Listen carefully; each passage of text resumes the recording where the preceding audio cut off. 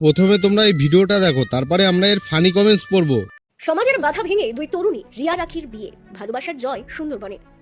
সুন্দরবনের প্রত্যন্ত গ্রাম সাক্ষী হলো এক অনন্য ভালোবাসার গল্পের রিয়া ও রাখির বিয়ে। সামাজিক বাধা দ্বারা নিয়ম উপেক্ষা করে দুজন নৃত্যশিল্পী তরুণী পরস্পরের গলায় মালা পরিয়ে বেছে নিলেন জীবনের নতুন পথ।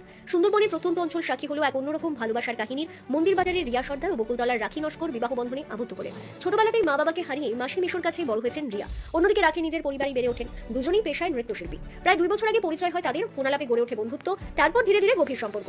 রিয়া যখন পরিবারের কাছে সম্পর্কের কথা জানান, তারা তা মেনে নেয়নি। বাধ্য হয়ে রিয়া বাড়ি ছাড়েন এবং রাখির বাড়িতে গিয়ে ওঠেন। রাখির পরিবার শুরু থেকেই পাশে দাঁড়ায়। প্রতিবেশীদের সঙ্গে আলোচনা করেই তাদের বিয়ের আয়োজন হয় স্থানীয় এক মন্দিরে। পরস্পরের গলায় तो चलिए शुरू करते हैं। এই জন্য আজ অনেক ছেলে মেয়ের অভাবে বিয়ে করতে পারছে না।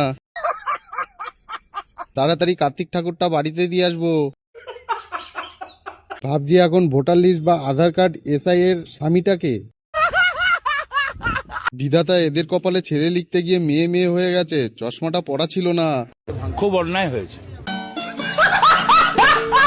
যাক, দুটো ছেলে বেঁচে গেল।